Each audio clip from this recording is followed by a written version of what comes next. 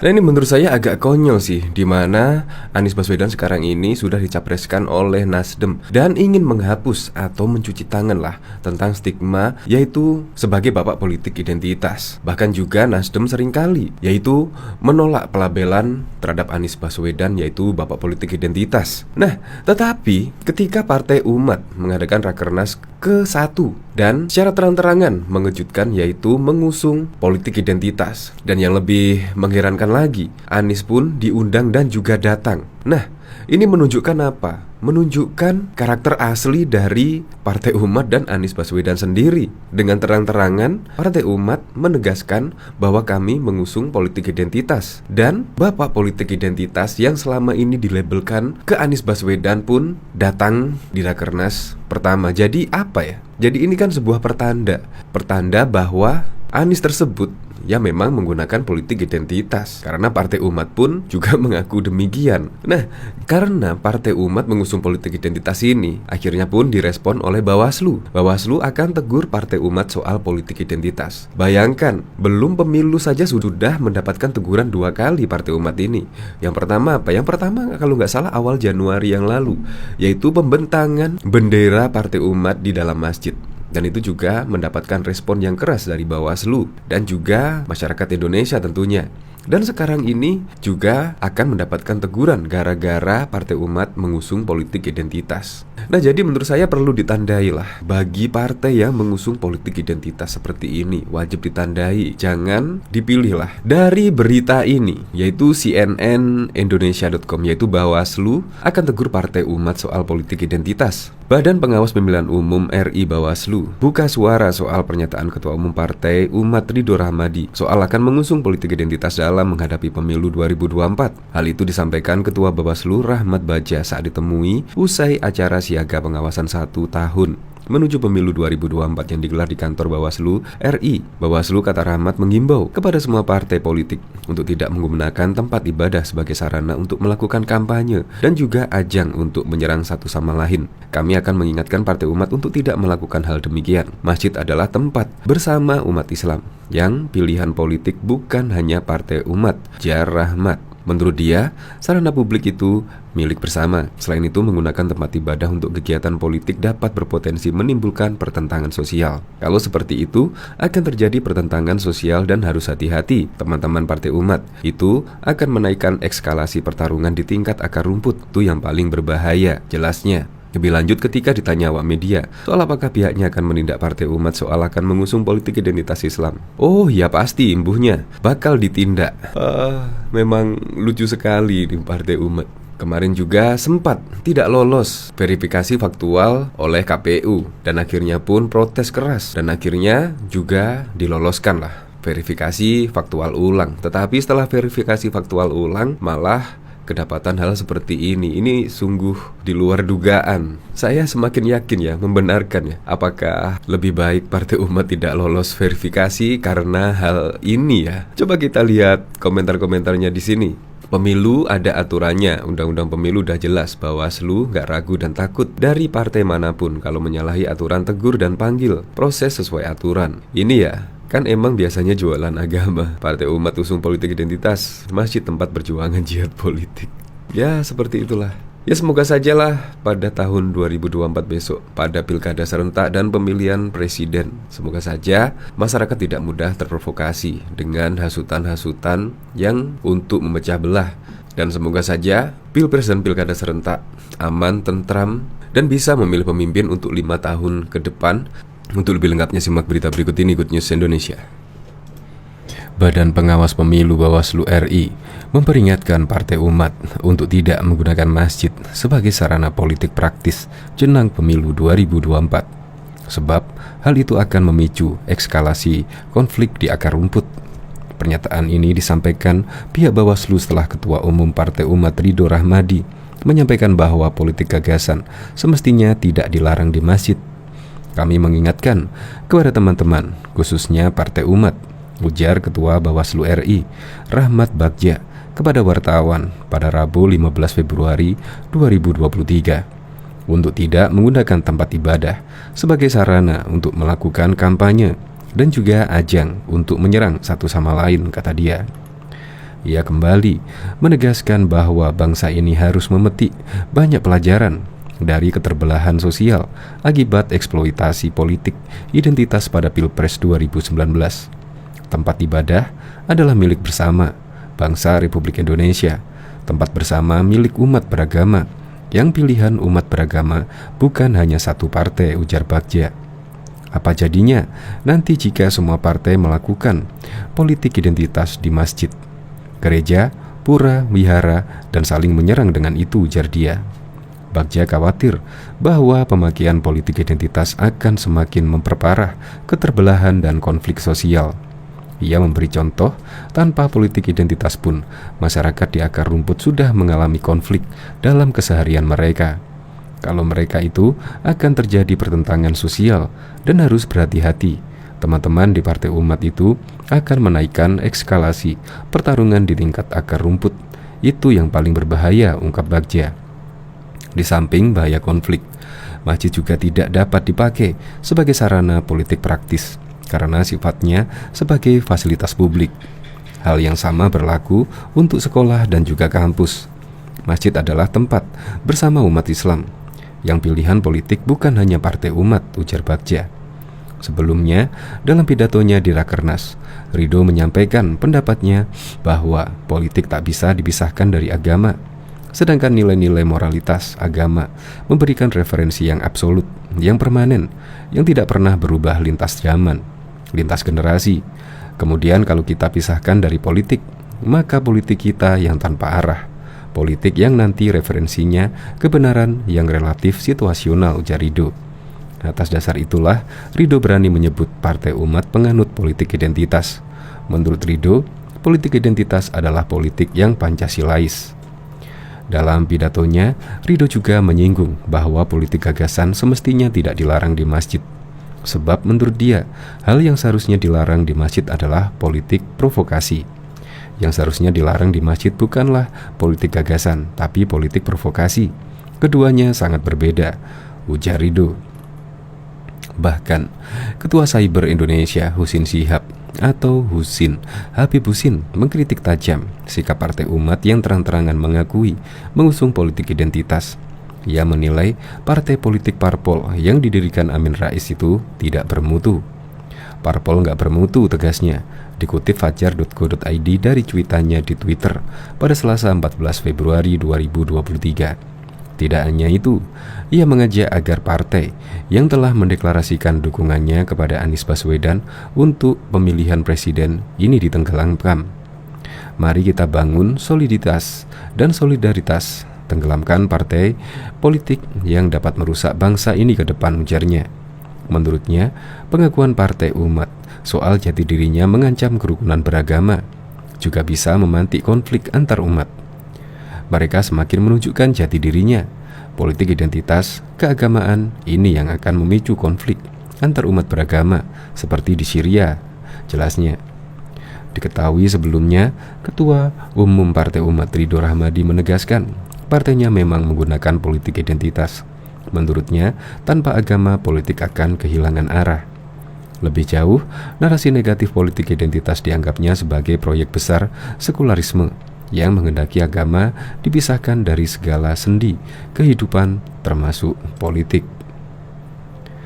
Partai Umat menggelar sesi diskusi bersama mantan Gubernur DKI Jakarta Anies Baswedan dalam Rakernasnya.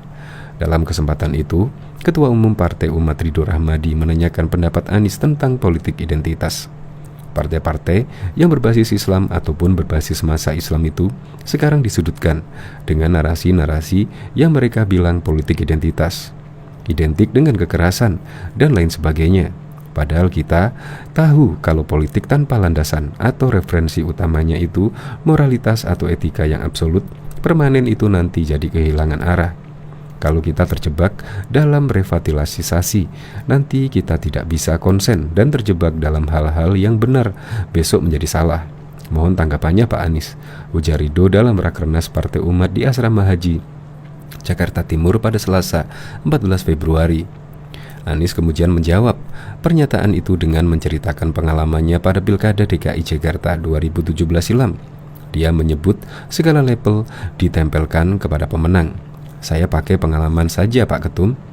Ketika pemilu Pilkada 2017 di Jakarta, semua label itu ditempelkan kepada yang terpilih. Semua label ditampilkan apapun nama labelnya.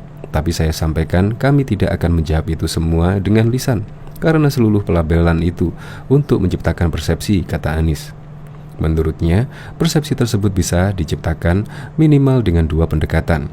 Salah satunya dengan strategi komunikasi. Satu, dengan strategi komunikasi, di mana begitu banyak orang mengatakan ini adalah secangkir air putih. Tapi kalau kita pakai strategi komunikasi, ada 100 orang bilang ini adalah air keras. Terbentuklah persepsi ini adalah air keras. Kemana terbentuk persepsi ini air keras? Karena ada 100 orang rame-rame yang bilang ini air keras, ujarnya. Nah, cara kita menjawab ini bisa dengan mengumpulkan 100 orang, 200 orang, bisa bersama-sama. Ini air minum, bukan air keras. Tapi yang terjadi adalah kompetisi komunikasi. Satu mengkomunikasikan A, satu lagi counternya. Kami di DKI pilih cara kedua, yaitu persepsi dibentuk lewat kenyataan, bukan pernyataan. Anies memilih menunjukkan kenyataan di tengah banyaknya persepsi tersebut. Dia kemudian berbicara bakti selama 5 tahun kepemimpinannya. Sesudah berjalan 5 tahun, apakah ada bukti bahwa yang ditudingkan menemui pembuktiannya? Sambungnya. Anies mengatakan tak perlu berbanding pernyataannya selainnya, melainkan melalui kenyataan, sebab hal itu akan memberi efek persepsi yang lebih kuat dari kenyataan. Ketika kita berjuang membawa narasi keadilan, maka identitas apapun itu menginginkan hadirnya rasa keadilan. Dengan begitu, kita tidak masuk di dalam jebakan pernyataan, kata Anies. Sebelumnya, Ketua Umum Partai Umat Ridho Rahmadi menyampaikan partainya mengusung politik identitas. Awalnya, dia mengatakan partainya akan melawan narasi politik yang kosong dan menyesatkan dengan cara berada dan elegan. Partai Umat secara khusus akan melawan dengan cara yang beradab dan elegan, narasi latah yang kosong dan menyesatkan, yaitu dengan politik identitas. Kita akan secara lantang mengatakan, ya, kami partai umat dan kami adalah politik identitas, kata Ridho saat membuka rapat kerja nasional perdana Partai Umat di Asrama Haji, Jakarta Timur pada 13 Februari 2023. Ridho mengungkapkan, tanpa unsur agama, politik akan kehilangan arah. Dia lalu menilai memisahkan agama dengan politik adalah proyek sekularisme. Tanpa moralitas agama, politik akan kehilangan arah dan terjebak dalam moralitas yang relatif dan etika yang situasional. Ini adalah proyek besar sekularisme yang menghendaki agama dipisah dari semua sendi kehidupan, termasuk politik.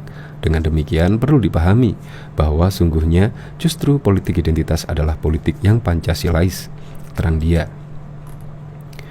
Diketahui Ketua Badan Pengawas Pemilu Bawaslu RI Rahmat Bagja mengingatkan Partai Umat agar tidak memakai tempat ibadah sebagai tempat kampanye politik. Hal itu disebutkan akan memicu eskalasi konflik di akar rumput. Bagja mengingatkan partai baru itu usai Ketua Umum Partai Umat Ridho Rahmadi menyampaikan bahwa politik gagasan seharusnya tidak dilarang di masjid.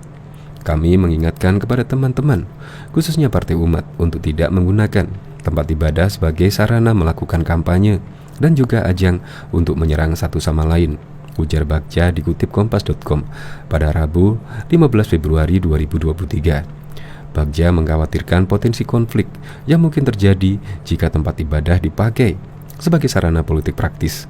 Tindakan seperti itu menurutnya dapat memperparah keterbelahan dan konflik sosial.